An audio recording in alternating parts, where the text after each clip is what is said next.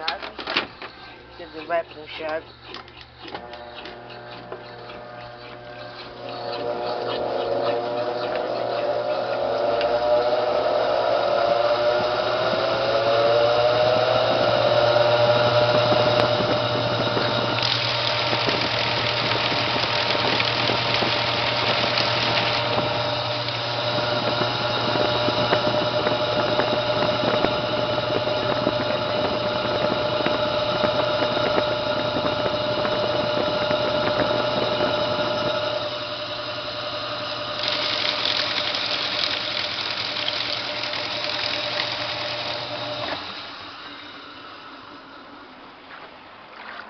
Motor de distribuição desbalanceada.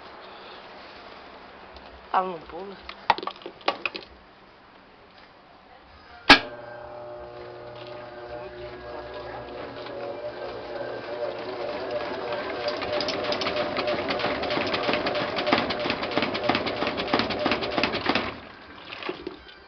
Mexeu bem devagar.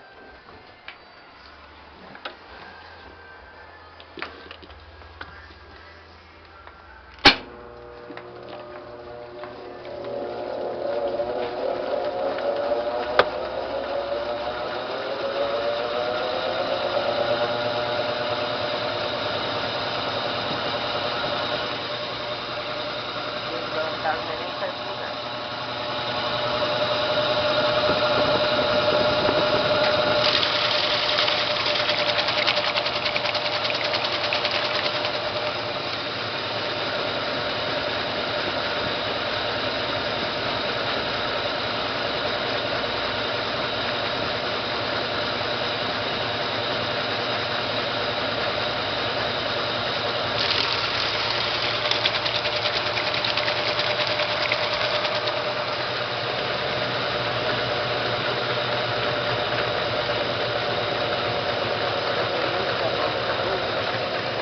Ela tá olhando na calça.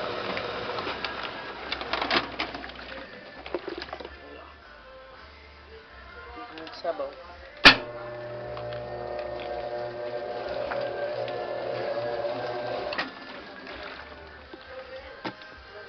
Agora que ela tá mais seca, vamos ver se ela vai pular.